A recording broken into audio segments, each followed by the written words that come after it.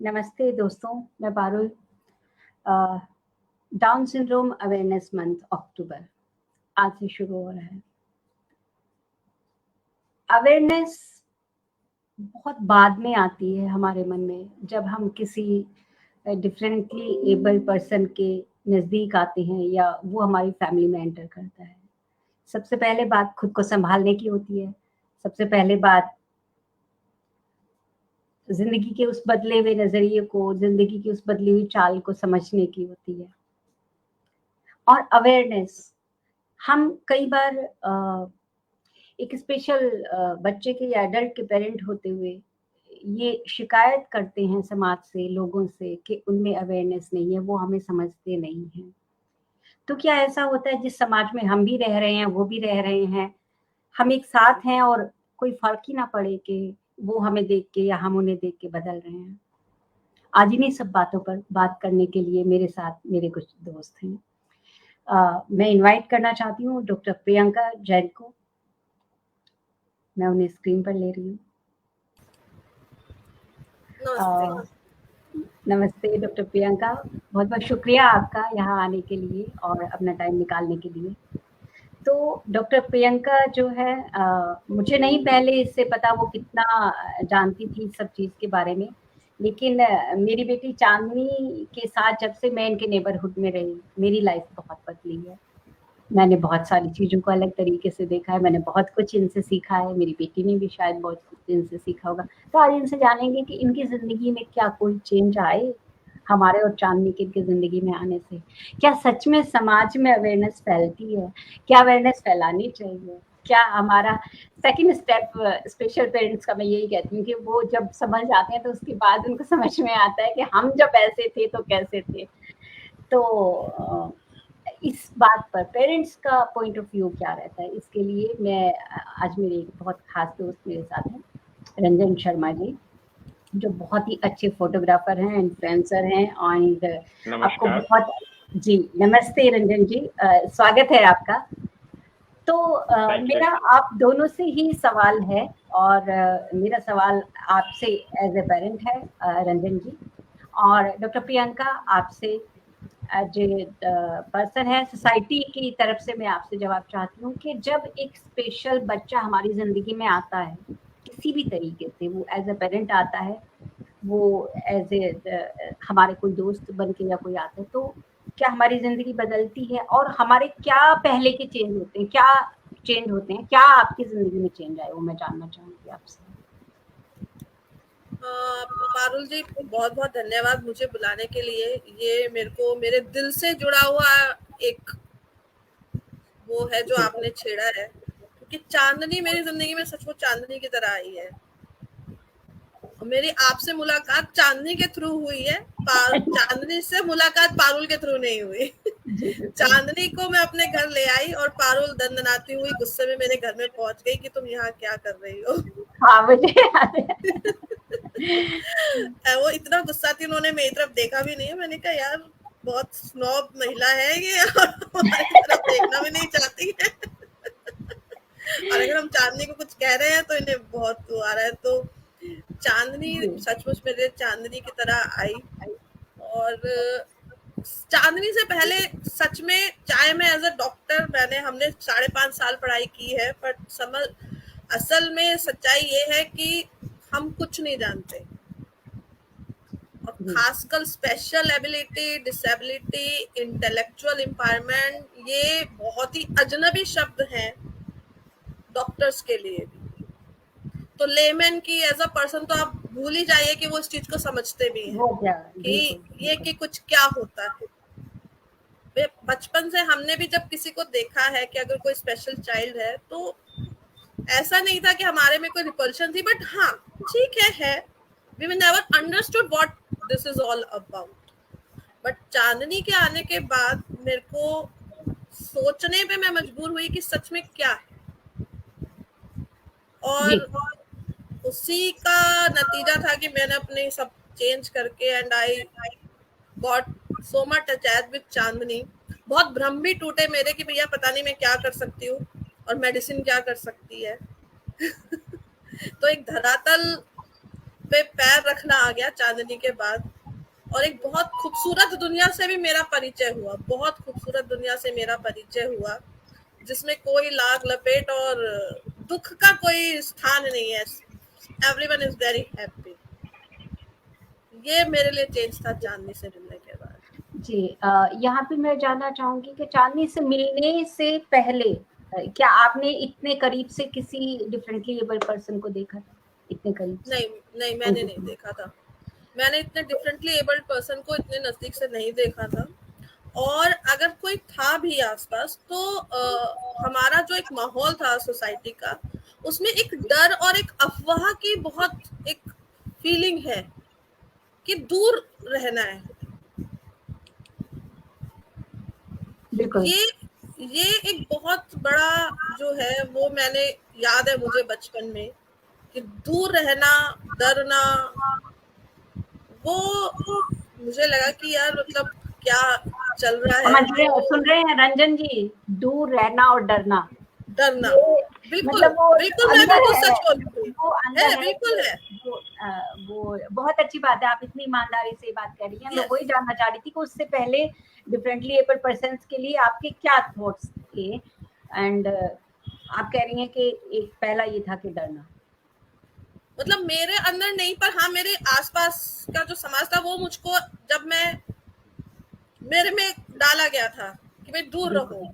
बिल्कुल, किसी भी अजनबी अलग चीज से हम दूर रहना चाहते हैं। रंजन जी, अब मैं आपकी तरफ आती हूँ, और आप अगर यहीं से शुरू करना चाहते हैं प्रियंका जी की बात से, तो वहां से शुरू कर सकते हैं। आप अपना अनुभव शेयर करना चाहते तो। पहले तो मैं डॉक्टर प्रियंका को दिल से धन्यवाद दूंगा कि डॉक्टर के मुंह से ये सुनना कि मुझे नहीं मालूम या मुझे नहीं आता, ये बहुत बड़ी बात है। डॉक्टर्स को अनफॉर्चुनेटली ये नहीं सिखाया जाता है बोलना कि मुझे ये नहीं मालूम। सच में। और ये बहुत बड़ी बात है कि एक डॉक्टर इस चीज को एक्नॉलेज कर रहे हैं और साथ में ये भी बता रहे हैं कि हमें ये सिखाया गया, मतलब एज ए पर्सन ये सिखाया जाता है कि अच्छा उनसे दूर रहो। तो मैं खुद भुक्तभोगी कह लीजिए, मेरे अपने बच्चे के साथ ये हुआ है।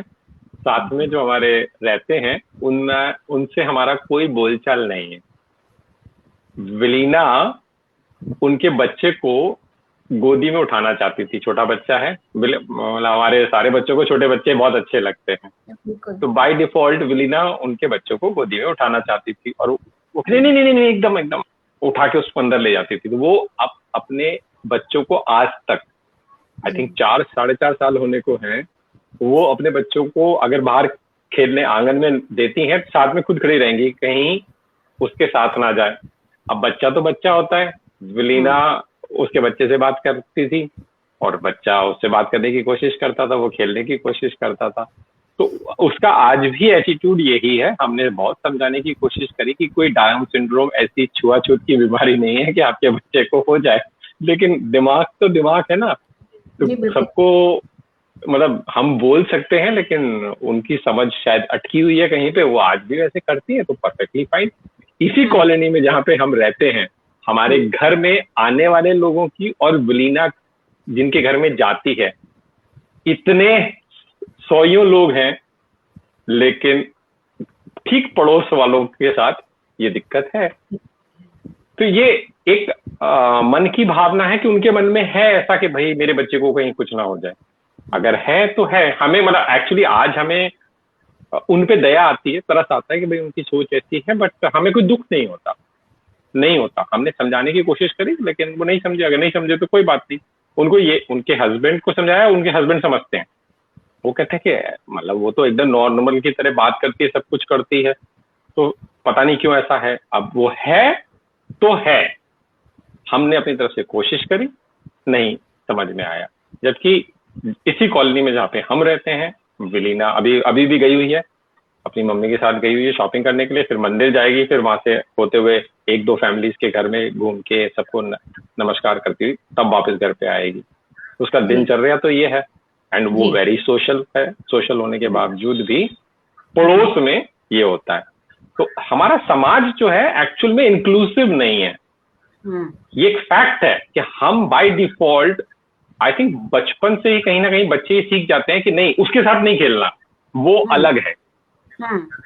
अब उन बच्चों से जब समाज बन रहा है और कल को वो बड़े होंगे और बड़े होने के बाद एक डिसेबिलिटी को हैंडल करने की उनसे अपेक्षा कैसे करी जा सकती है? उन्हें हैंडल करना आएगा ही नहीं। एक बात तो ये कि उन्हें हैंडल करना नहीं आता, which is okay. Second part which becomes more difficult is कि उनको करना ही नहीं है, कि मतलब आगे एक्ट करना या रिएक्ट करना उन्हें ये भी नहीं मालूम होता कि मुझे नहीं आता। जैसे डॉक्टर प्रियंका ने एक्नॉलेजमेंट जो किया, तभी मैं बोल रहा हूँ इतनी तारीफ मैं इसीलिए कर रहा हूँ कि एक डॉक्टर होने के नाते मैं दिल से तारीफ कर रहा हूँ कि डॉक्टर ये बोल रहे हैं कि मुझे नहीं मालूम। तो समाज को तो और भी ज्यादा नहीं मालूम है, उन्हें तो बस और कहीं से अधकचरा नॉलेज आ गई तो वो उनके दिमाग में चली गई।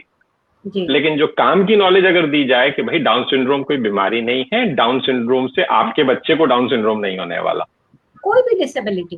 रंजन जी, यहाँ मैं अब आपसे जानना चाहूंगी, आपका एक्सपीरियंस, इतना ही सच्चा एक्सपीरियंस आपका भी जानना चाहती हूँ जितना डॉक्टर प्रियंका का है, कि जब आप एक पेरेंट बने थे वलीना के, अभी हम ब्लेस्ड कहते हैं उसको, अभी हम उस चीज को समझते हैं, लेकिन उस टाइम पे क्योंकि आपको भी नहीं उतना मालूम था, या कितना भी मालूम था उतना नहीं मालूम था जितना आज मालूम है, तो आपके क्या एक्सपीरियंसेस थे अपने बारे में, आपका क्या अनुभव था?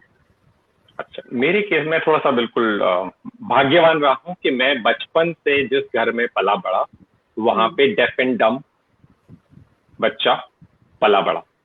अच्छा। तो हम उनके साथ पले बड़े हैं, तो मेरे लिए डिसेबिलिटी अचानक कोई नई चीज हो ऐसा नहीं था। तो मुझे विलीना के आने से 0.1% कभी दुख मनाया हो मैंने, कभी शोक मनाया हो कि मेरे बच्चे के साथ क्या हो गया, ऐसा कुछ भी नहीं हुआ। और चूंकि डेफ एंड डम बच्चा हमारे संगत में शुरू से रहा, हमसे बड़े थे वो, और उनके वो जिस स्कूल में जाते थे वो डेफ एंड डम वाला स्कूल था, तो मैं तो बहुत एक्सपोज रहा हूं। और मेरे को याद है कि आई थिंक 9th या 10th क्लास में हमें प्रोजेक्ट दिया गया था, तो मैंने एक पोस्टर बनाया था डेफ एंड डम के लिए।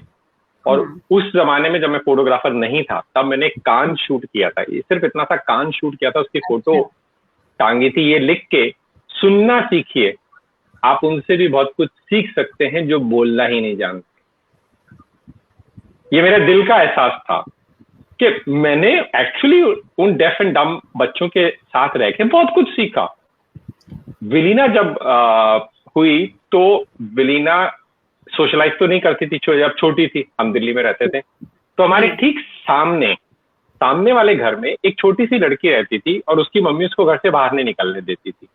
तो ऐसी कभी एक बार मुलाकात हुई नीचे सब्जी लेने के लिए ठेले पे, तो विलीना भी साथ में थी और वो भी अपनी मम्मी के साथ नीचे उतरी हुई थी। तब हमें मालूम पड़ा कि वो लड़की बोलती नहीं है। आप यकीन मानो, विलीना और उसकी इतनी गहरी दोस्ती हो गई, उसकी मम्मी कहीं निकलने नहीं देती, किसी के घर नहीं जाने देती थी, सिर्फ हमारे घर आने देती थी। अच्छा। तो मेरा पर्सनल एक्सपीरियंस डिसेबिलिटी का, चूंकि मैं बहुत पहले से एक्सपोज रहा, मेरी लाइफ में और बेटरमेंट हुआ है, मैं और ज्यादा समझने लग गया। और स्पेसिफिकली चूंकि विलीना को डाउन सिंड्रोम है, तो मैं डाउन सिंड्रोम का मेडिकल बैकग्राउंड, मैं डॉक्टर तो नहीं हूं, लेकिन बीइंग अ साइंस स्टूडेंट मैं मेडिकली अवेयर ज्यादा हुआ। ये डिफरेंस जरूर आया है, बट मैं पहले भी सेंसिटिव रहा हूं टुवर्ड्स डिफरेंट एबल पीपल, और विलीना के आने से मुझे कोई फर्क नहीं पड़ा। जी, डॉक्टर प्रियंका, मैं आपसे जानना चाहूंगी कि जैसे अभी भी हम अवेयरनेस के लिए काम करते हैं, जो लोग अवेयरनेस के लिए काम करते हैं, आपको क्या लगता है कि क्या कमी रह जाती है, क्या चीज है जो होनी चाहिए समाज में जिससे लोग इसके लिए एक टैबू ना बने और इसे अच्छे से समझ सके? वो क्या कमी है जो हम जैसे लोगों में रह गई है जो अवेयरनेस की तरफ काम कर रहे हो? एक्चुअली जैसे होता है ना कि जब आप बहुत सारे लोग मिलते हैं, जैसे जिनको they are actually aware, they know everything, चाहे पेरेंट्स हैं, चाहे साथ करने वाले काउंसलर्स हैं, थेरेपिस्ट हैं, डॉक्टर्स हैं, कोई भी है, उसमें ये होता है कि कई बार वो ग्रुप ना बड़ा एक आइसोलेटेड हो जाता है, because you are so many people in your group. तो एक जो दूसरे की कमी है वो खत्म हो जाती है, तो एक नीड आपकी खत्म है। It feels that as if you don't know need anyone around you more. तो मुझे लगता है कि जब वो एक फीलिंग आ जाती है तो वो जो अवेयरनेस का जो ग्रुप होता है ना, तो वो बड़ा सेल्फ इंक्लूडिंग हो जाता है।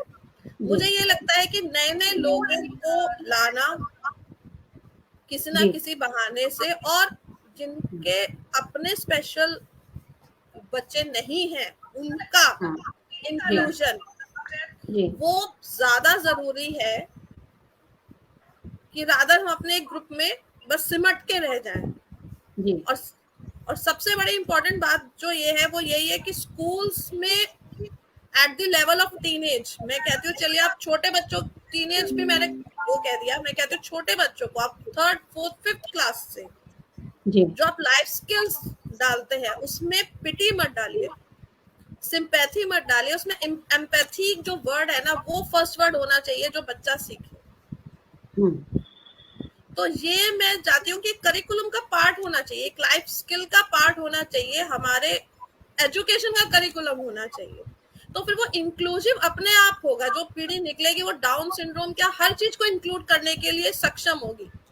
पर जब आपकी सेंसिटिविटी उस लेवल पे ही जब शुरू नहीं हुई है तो आप चिकने घड़े को बदलो, एडल्ट्स को तो बदल ही नहीं सकते। जिनके अपने परिवार आ गए हैं उनकी जो इनसिक्योरिटी की भावना है खासकर हमारे देश में, उसको तो तोड़ना बहुत मुश्किल है। तो मेरे हिसाब से कुछ अवेयरनेस प्रोग्राम्स बच्चों के लिए स्कूल्स में होने चाहिए, ये मेरे को लगता है इंक्लूजन के लिए। रंजन जी, जैसे डॉक्टर प्रियंका कह रही हैं एकेडमिक के टाइम पे ही बच्चों को अगर हम स्कूल की तरफ से वो दें, क्योंकि जो टीचर हमारी कहती है वो बात हमें बहुत याद रहती है और उसे हम बहुत मानते हैं कि तो क्या ये ज्यादा सही है कि पेरेंट्स को उतना टारगेट ना करके बच्चों में वो अवेयरनेस लाई जाए? सिर्फ बच्चे ही नहीं, बच्चे जल्दी प्रभावित होते हैं, ये बात सही है। तो बच्चे एक टारगेट ग्रुप होना चाहिए, इवन डॉक्टर्स एक टारगेट ग्रुप होना चाहिए। डॉक्टर्स को खुद ही नहीं पढ़ाया जाता है। डाउन सिंड्रोम के बारे में अगर मैं बोलूं या इवन ऑटिज्म के बारे में बोलूं, बहुत एक बेसिक चैप्टर सा है और उनको एक चीज बताई गई है। और जैसे हमारा एजुकेशन सिस्टम है कि वो पढ़ इसलिए रहे होते हैं क्योंकि एग्जाम में कल को क्वेश्चन आएगा तो जो रटाया गया वो लिख दिया गया, समझने की जरूरत नहीं है। हाँ, एक सब्जेक्ट है। डॉक्टर्स के पास मैं इसमें कहना चाहती हूँ, देखिए डॉक्टर्स के पास तो टाइम ही नहीं है। मेरे अपने वो भी एक बात है, वो भी एक बात है। They don't have time for compassion. Frankly speaking, they don't have time for compassion. Agreed. तो मुझे लगता है कि हम जितने रिसोर्सेज इन चिकने घड़ों पे लगाते हैं उसके थोड़े से रिसोर्सेज बच्चों पे लगाए तो डेफिनेटली फर्क पड़ेगा। बच्चे को अगर पहली बार रोका, बच्चे को अगर पहली बार रोक दिया जाए कि जब बच्चा बोले नहीं मेरे को इसे नहीं खिलाना, क्यों नहीं खिलाना? क्योंकि ये झूले पे बहुत देर तक चढ़ रहा है। मतलब let's say somebody who is not that fast. अगर मैं डाउन सिंड्रोम की बात करूं तो हमारे बच्चे या तो बैलेंस खो देते हैं या उनका उतना कॉन्फिडेंस नहीं होता या स्पीड नहीं होता कि झूले पे आसानी से चढ़ जाए, तो उनको लगेगा टाइम। अब जब बच्चे ने पहली बार ये बात बोली नहीं हम इसको नहीं खिलाएंगे, किसी ना किसी एक पेरेंट को वहां पे सिर्फ बच्चे से ये सवाल करना है कि इसको बेटा क्यों नहीं खिलाओगे। वो सवाल अगर उनके पेरेंट ने किया या हम में से किसी एक ने कर दिया और उन्हें उस वक्त समझा दिया गया कि बेटा इसके साथ ये समस्या है, ये धीरे धीरे ठीक हो जाएगा और आप इसके साथ खेलोगे, तो वही बच्चे कल को उसी बच्चे का एक सपोर्ट सिस्टम बन जाए। जिससे मेरी बेटी है उसमें हमारे डाउन सिंड्रोम में एक सिंबल है, वो 3 सॉक्स बनी हुई है एक एक्स्ट्रा क्रोमोसोम के लिए। तो वो उसको बड़ा फैसिनेट उसको किया कि मैंने कहा चांदनी को यही है कि उसके एक सॉक्स एक्स्ट्रा है, तो शिवास की इस एक्स्ट्रा सॉक्स को निकाल देते हैं। मैंने कहा वो इतना आसान नहीं है निकालना। तो शिवास की क्यों? मैंने कहा तुम बड़ी हो जाओगी तो तुम रिसर्च करना, तो कहती हाँ। तो she is so comfortable with Chandni और बच्चों के मुकाबले पारुल कैन टेल कि बिल्कुल बिल्कुल कि उसे नहीं लगता कि कुछ है, वह उसके साथ वैसे ही उसका पूरा रहता है, पूरा टाइम रहेगी उसके साथ, खेलेगी, सब करेगी, अपने शायद और दोस्तों को भी कहेगी कि भी नहीं इसको हमें ऐसे ट्रीट करना है या कुछ है। तो ये मुझे लगता है कि बचपन से ही सेंसिटिविटी आती है, जैसे आपका खुद का डेफ एंड डम because you had that child friend. तो दैट मतलब हमारे लिए कभी भी डिसेबिलिटी कुछ yes, इशू बना ही नहीं, कुछ अलग तरीके से ट्रीट ही नहीं किया हमने। तो दैट इज माय पॉइंट, इसीलिए मेरे को लगता है कि करिकुलम का पार्ट होना चाहिए। या बिल्कुल बिल्कुल। रंजन जी, एज अ पेरेंट हम जितना अभी कर पा रहे हैं, आपको क्या लगता है कि अवेयरनेस के लिए एज ए पेरेंट या एज अ केयर गिवर या एज अ अथॉरिटी या कोई संस्था के द्वारा वो क्या क्या चीजें हैं जो हमें करनी चाहिए? पहले तो अपने बच्चे को एक्सक्लूड करना छोड़ दीजिए। एक गिल्ट कहीं ना कहीं पेरेंट्स के अंदर मैंने देखा है, बहुत सारे पेरेंट्स में मैंने देखा कि बच्चे को बाहर नहीं लेके जाएंगे क्योंकि बच्चा उनकी बात नहीं मानेगा या शैतानी करेगा, या बच्चे को ADHD सिम्टम्स हैं या कुछ भी रीजन। ये वो सारी चीजें over a period of time ठीक हो सकती हैं, लेकिन बच्चों को ठीक ना कर पाने के कारण, मतलब शॉर्ट टर्म में वो नहीं ठीक कर पाए, इसलिए वो क्या करते हैं कि अच्छा वहां नहीं जाना, या मॉल लेके नहीं जाना, या पार्क लेके नहीं जाना। वो नहीं होना चाहिए। पेरेंट्स को सबसे पहले समझना पड़ेगा कि डिसेबिलिटी में भी एबिलिटी है। द वर्ड डिसएबिलिटी, तो एबिलिटी कुछ तो है ना अभी भी, तब उस एबिलिटी पे ध्यान दीजिए ना कि बच्चे की क्या एबिलिटी है। तो वो डिफरेंटली एबल्ड क्यों बोला जाता है कि उनके पास, भाई जैसे डाउन सिंड्रोम में डिसेबिलिटी क्या है कि वो चालाक नहीं है, वो चालाकी करना नहीं जानते, वो झगड़ा करना नहीं जानते, यही तो उनकी डिसेबिलिटी है। और क्या डिसेबिलिटी है उनमें? वो चालाकी से वो चालाकी भी करना जानते हैं।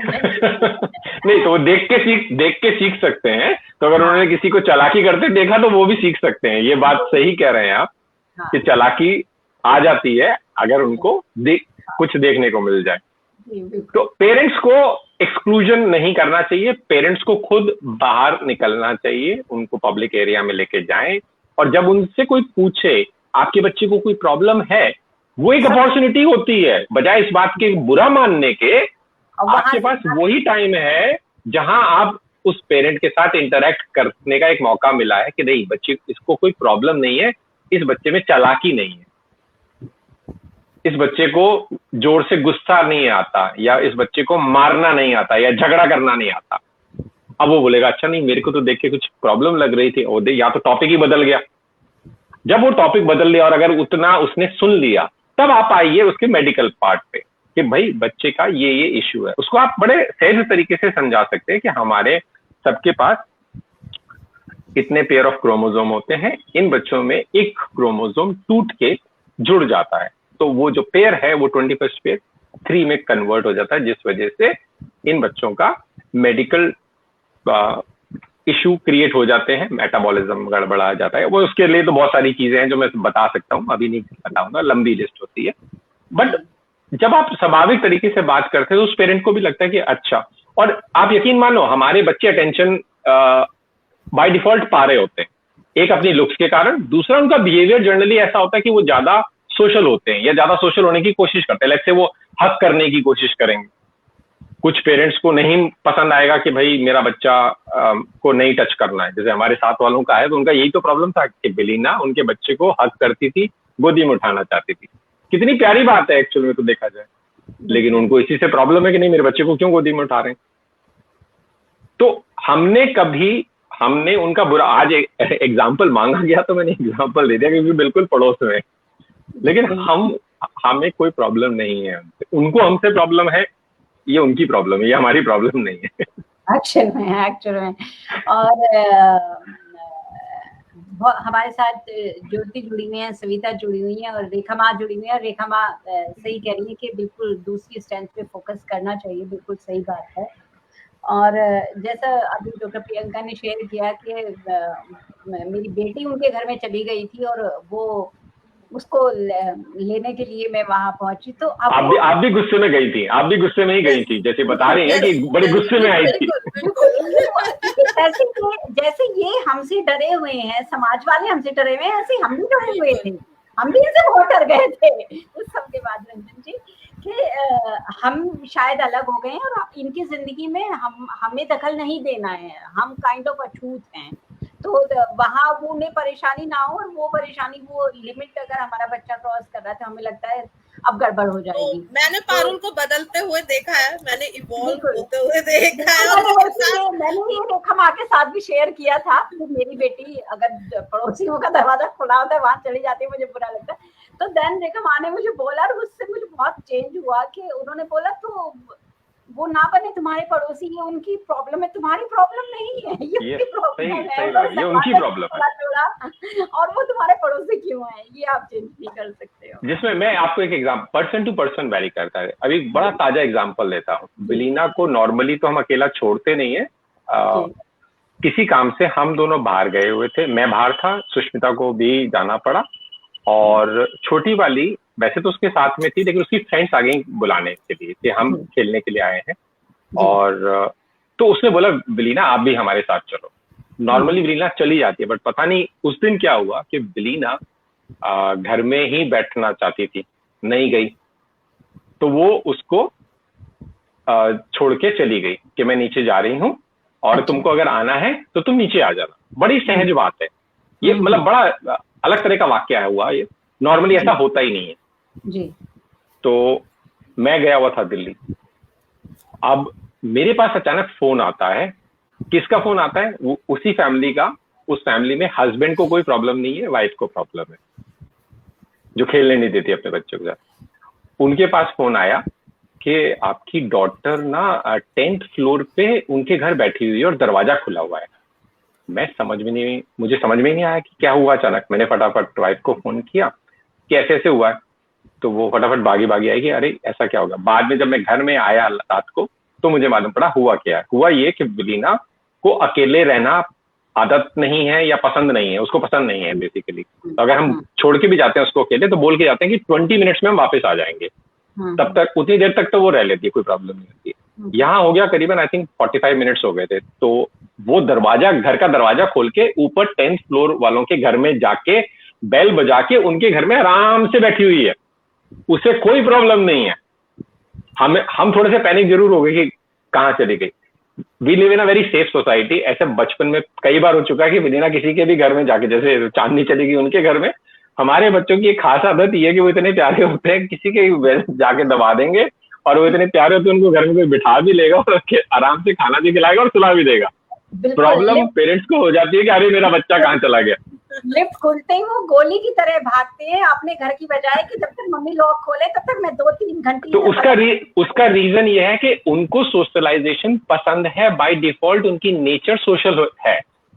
इट्स जस्ट दैट कि हम उनको एक्सक्लूड करना शुरू कर देते हैं, तो ये बिल्कुल भी ना किया जाए। पेरेंट्स को ये समझना पड़ेगा कि उन्हें एक्सक्लूड ना करें। जी जी। डॉक्टर प्रियंका आप कुछ कह रही थी? हाँ, मैं यही कह रही थी कि एक्सक्लूड पेरेंट्स के लेवल पे तो बहुत ज्यादा जरूरी है कि ना हो। ये सबसे first and most important thing है, क्योंकि आप जो करोगे फिर वो सोसाइटी भी वही करेगी। ये बिल्कुल हमारी वो बात है। और वही कि मैंने पारुल को देखा कि वो कैसे चेंज हुई। हाँ, मैं ये जरूर जानना चाहूंगी कि एक पेरेंट अगर चेंज हो रहा है तो वो आपके नजरिए से आपने क्या देखा चेंज होते? और लकीली मैं I got hold of her and she got hold of me. तो मैंने देखा कि वो कैसे रेखा मैम के साथ जुड़ी। फर्स्ट जो उनकी ट्रिप थी चेन्नई, वो भी मुझे याद है, and what she said, and after that she was like transformed into a from a pupa into a butterfly kind of a thing हो गया पारुल का। And I was the part of the journey. और मेरे साथ भी हुआ कि I thought कि यार पता नहीं मैं क्या करूंगी, तो एंड आई वाज क्या मैं उसके साथ ये करूंगी and I will do this, and finally I realised कि no, as a professional you have to be a professional. जबरदस्ती मत जुड़ो, एज अ सोसाइटी पर्सन जुड़ो, as a aunt you can be with her, but as a therapist or a counselor or something, you have to be really an expert to work with these children or any other children for। तो ये मेरे को एक फर्क बहुत ज्यादा चांदनी के साथ जुड़ने में आया, जो एज अ डॉक्टर आपका कहना कि हमें नहीं पढ़ाया जाता कि भाई आप डॉक्टर नहीं होते हो हर जगह, आपको एक बहुत स्पेशलाइज्ड चीजें होती हैं। तो फिर मैंने वो छोड़ दिया। मैंने कहा नहीं, मैं बस इसकी एक आंटी बनके मैं खुश हूँ और जो बाकी काम है वो सब करेंगे। तो याद है पारुल को भी कि हाँ मैं क्या कहती थी, और फिर मैंने कहा नहीं, अब मैं चांदनी के साथ सिर्फ खेलूंगी, उसके साथ बातें करूंगी और डॉक्टर वाला रोल छोड़ दूंगी। तो ये डॉक्टर्स का जो आप कह रहे थे कि डॉक्टर्स को सीखने की जरूरत है, डॉक्टर्स को डेफिनेटली ये सीखने की जरूरत है कि आप सच में किस लेवल के हो और आपका क्या कैपेबिलिटी है, as a paediatrician also, as a counsellor also, as a therapist also. These are delicate things and you can not handle everything.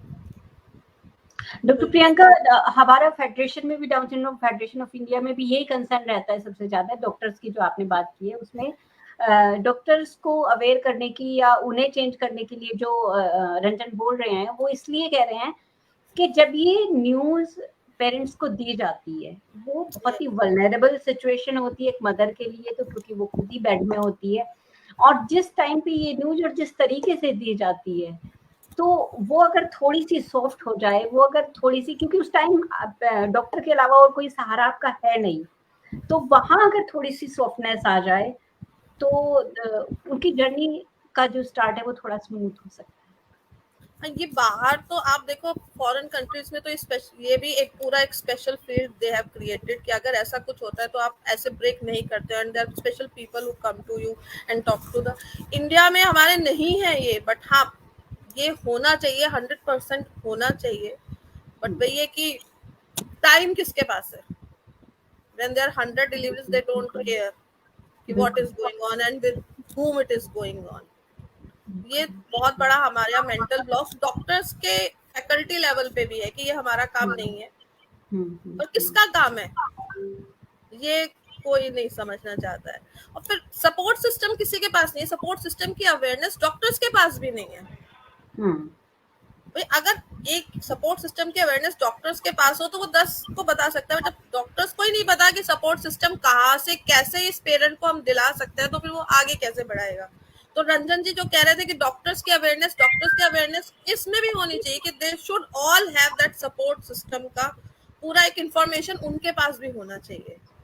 जैसे आप जी बिल्कुल बताएं. नहीं आप बोल. नहीं, मेरा कहने का मतलब ये था कि यहाँ दो चीजें निकल के आई हैं कि एक तो अवेयरनेस अगर है वो स्कूल के लेवल पे आनी चाहिए जहाँ पर हम बच्चों को करें, और दूसरा अगर डॉक्टर्स में भी आएगी तो वो चाहे बाद में भी बच्चा फॉलोअप के लिए जा रहा है या पीडियाट्रिशियन के पास दिखाने जा रहा है, तो अगर वहाँ भी ये ग्रुप्स की जानकारी हो तो हमें अवेयरनेस के लिए डॉक्टर्स को भी ऐड करना चाहिए, उनके साथ हमें मिलना होगा, उन तक हमें पहुंचना होगा, हम यहाँ हैं उन्हें बताना होगा, उन्हें बताना. बिल्कुल बिल्कुल इस चीज की बहुत, क्योंकि मेरे पास भी बहुत क्वेरीज आती है, डॉक्टर्स की क्वेरीज मेरे पास आती है कि भाई आप बताओ, तो because I am a part of this association तो I can give them information, but और डॉक्टर्स के पास नहीं है, तो कहीं ना कहीं ब्लॉक हो जाता है. जो एक चाहता था वो एक कई बार एक फ्लो ऑफ थॉट टूट जाता है, तो पेरेंट फिर छोड़ भी देता है.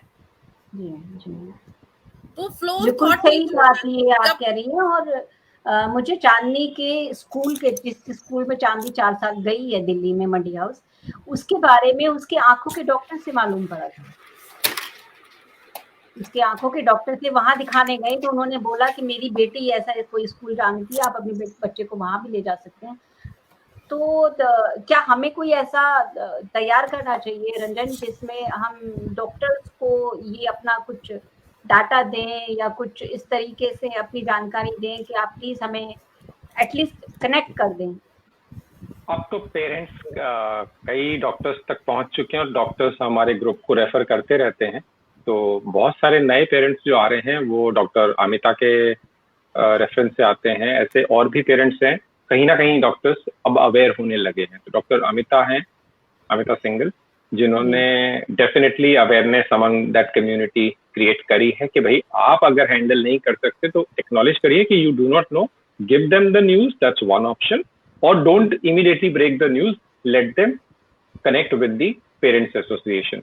तो जो हमारा डेली ग्रुप है उसमें बहुत सारे ऐसे पेरेंट्स हैं जो डॉक्टर के रेफरेंस से ही ऐड हुए हैं. तो अभी तो अवेयरनेस आने लगी है. अब इस अवेयरनेस जी बोलिए जी बताएं. मैं भूल गया, मैं कुछ बोलने लगा तो भूल गया. आप कई सारे ग्रुप से जुड़े हुए हैं और अच्छे से उन्हें जो है रन भी करते हैं. तो जो नए पेरेंट्स आते हैं उनमें सबसे ज्यादा डर आपको किस चीज का दिखाई देता है? डर किसी अननोन चीज का ज्यादा होता है. उसके मेडिकल रीजन है, उसके साइकोलॉजिकल रीजन है। मतलब कहीं ऐसा तो नहीं है कि अपने बच्चे की केयर से ज्यादा उन्हें इस चीज की फिक्र रहती है कि मेरा ये बच्चा ऐसा हो गया है और समाज क्या कहेगा, या वो एक साइकोलॉजिकल रीजन है, वो एक साइकोलॉजिकल रीजन है बड़ी जो चीज होती है इससे बड़ी कि अपने Yes. बच्चे की क्या सिचुएशन। सी देखिए पारुल, एक बड़ी फिलोसफिकल लेवल पे अगर मैं बात करूं तो आप यकीन मानिए कि लाइफ आपको जो मिली है वो बेशकीमती है। मेरा ये पर्सनल सोच है। मैं अपना ही एग्जांपल देके बोल रहा हूँ, इसलिए नहीं कि मेरा बैकग्राउंड पहले से ही डिसेबिलिटी की तरफ एक्सपोज था। मेरे को डॉक्टर ने जब ये बात बोली थी कि इस बच्चे से ज्यादा उम्मीद मत करिएगा, इन बच्चों की लाइफ जो है ना 12-15 साल ही होती है। मुझे अभी तक उसके चेहरे का एक्सप्रेशन याद है, बड़ा नेगेटिव सा एक्सप्रेशन देके, दया भाव जिसे कहते हैं ना, उस एक्सप्रेशन से ये बात मुझे बोली जा रही थी। बच्चा मेरी गोद में था, वो बोल रहा है और मेरी वाइफ सुष्मिता के आंखों से आंसू जा रहे हैं और मैं ऐसे करके उसको देख रहा हूँ और मैं सुन रहा हूँ, बड़े ध्यान से मैं सुन रहा था और सुन के मैं ये देख रहा था कि अच्छा ये बोल रहे हैं कि 12 और 15 साल है। मैंने आप ये सकारात्मकता शायद मेरे अंदर उस टाइम पे भी थी या पहले से रही कि अच्छा मुझे 12-15 साल की जिंदगी तो मिली है ना, तो इस 12-15 साल को तो मैं इंजॉय करूं कम से कम। आज वही बच्चा 18 साल क्रॉस कर गया है। अनफॉर्चुनेटली वो डॉक्टर की डेथ हो चुकी है कैंसर से। लेकिन मेरा पर्सनल मानना यह है कि लाइफ जिस मोल मिले, जिस भी कीमत पे मिले और जैसी भी मिले, आपको इंसान की योनि में पैदा होने का अगर मौका मिला है, हाथ जोड़िए भगवान को या जिसे भी आप मानते हैं। तो ये आपका अपना सोच कैसा है एक इंसान के प्रति। एक इंसान के रूप में आपके पास एक बच्चा आया है, अब वो जैसा भी है, जो भी करे, वो आपको एक्सेप्ट क्यों नहीं है। अब ये बेसिकली आप अपने आप को प्रेशर देना शुरू कर दो। मैं भी तो सर पकड़ के बैठ सकता, हाय मेरी जिंदगी में ही ऐसा क्यों हुआ। मैं अभी भी तो सोच सकता हूं।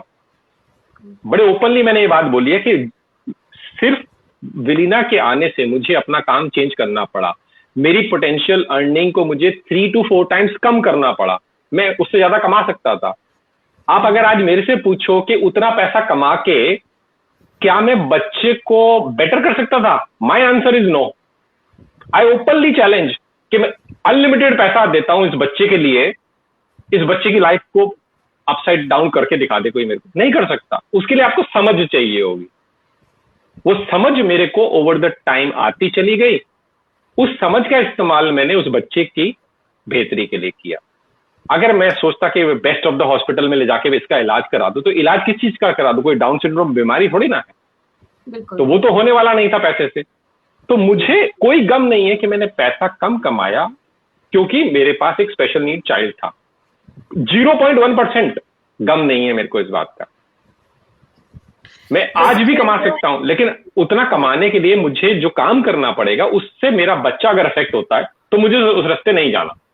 इस बात पे मैं कहना चाहती हूँ, रंजन जी ने बहुत ही ज्यादा एक अच्छी बात मुझे रिमाइंड कराई, जो इन्होंने कहा कि पैसा कमा भी लेता मैं तो वो चीज मैं रिग्रेट नहीं करता, क्योंकि विलीना के साथ जो आपने किया है उसके लिए, या वो आपके लिए जो आपको दे रही है वापस, जो भी आपस में कंपैशन है, वो पैसे से नहीं आ सकता। ये एक बात मैं और कहना चाहती हूँ कि कई पेरेंट्स के साथ मैंने देखा है कि मतलब पता नहीं मुझे कहनी चाहिए या नहीं कहनी चाहिए, but they are willing to throw money, but they don't want to spend time with them, कि कोई और कर दे। They all are looking for some Anne Sullivan, कि कोई आना सुलिवान मिल जाए और हमारी हेलन केलर को पता नहीं क्या बना दे। तो ये जो एक फीलिंग है ना, ये भी कुछ पेरेंट्स में मैंने देखी है। और मैं बिल्कुल रंजन जी की बात से कि जो आप कर सकते हो वो करोड़ों रुपए देके भी कोई और नहीं शेयर कर सकता आपके बच्चे के साथ। और वो एक नॉर्मल बच्चे के लिए भी है, not just for differently abled, एक नॉर्मल बच्चे के लिए भी ये बात चाहती है। बच्चों को पैसे नहीं चाहिए होते, बच्चों को आपके पैसे से कोई मतलब नहीं है। उनको सिर्फ और सिर्फ आपका टाइम चाहिए, अटेंशन चाहिए, वो हमने दिया। डॉक्टर प्रियंका, हम भी अपने प्रोग्राम में अगर किसी को बुलाते हैं तो हम असल में बहुत मतलबी लोग हैं, तो आपको भी हमने एक मतलब से ही बुलाया है। तो आप वैसे हमसे जुड़ी हुई हैं, इसके लिए बहुत शुक्रिया। फेडरेशन से भी जुड़ी हुई हैं, हम लोगों से एज़ फ्रेंड भी जुड़ी हुई हैं। लेकिन मैं ये चाहती हूँ कि अभी अवेयरनेस के लिए आप क्या कर सकती हैं? आप क्या किस तरीके से हमारी हेल्प कर सकती हैं? मैं अवेयरनेस के लिए मैं वही जो मेरा पहला वो रहा है, मैं तो हमेशा से ही, जब मैं आपके साथ एक बार हम लोग डाउन सिंड्रोम डे बनाने गए थे Buddha park, I think Lodhi garden में लोधी बनाया गार्डन। गया था, लोधी हाँ, वो गार्डन में। रंजन भी करती हैं। हाँ, तब भी जो चीज मेरे को फील हुई थी, अभी भी मैं उसी के साथ हूँ कि हम और इंक्लूसिव करके मैं और जो ग्रुप्स में मेंबर्स ऐसे लाऊं जिनके अपने बच्चे डिफरेंटली एबल्ड नहीं हैं, but to make them more sensitive and try to join them with us. तो ये मेरा वो टारगेट है, मैं इसीलिए हर जगह जाके आई, that is the thing that I do कि please this is not something to be afraid of, this is something to be just include, this is normal. जितना प्यार आपको किसी और पे आता है उतना ही प्यार चाहिए, उससे ज्यादा नहीं चाहिए, ना उससे कम चाहिए। बहुत अच्छी बात कही है कि उतना ही प्यार चाहिए जितना आपका दूसरों पे आता है। जाते जाते डॉक्टर प्रियंका, कोई चीज आप भी शेयर करना चाहती हैं? जैसे रंजन जी ने हमारे साथ अभी अपना शेयर किया कि अपना पर्सनल एक्सपीरियंस भी एज ए पेरेंट भी उन्होंने शेयर किया अपनी फाइनेंसिस के बारे में। तो आप चांदनी या चांदनी से जुड़ा हुआ कोई किस्सा या अपनी लाइफ से जुड़ा हुआ कुछ भी ऐसा बताना चाहती हैं तो?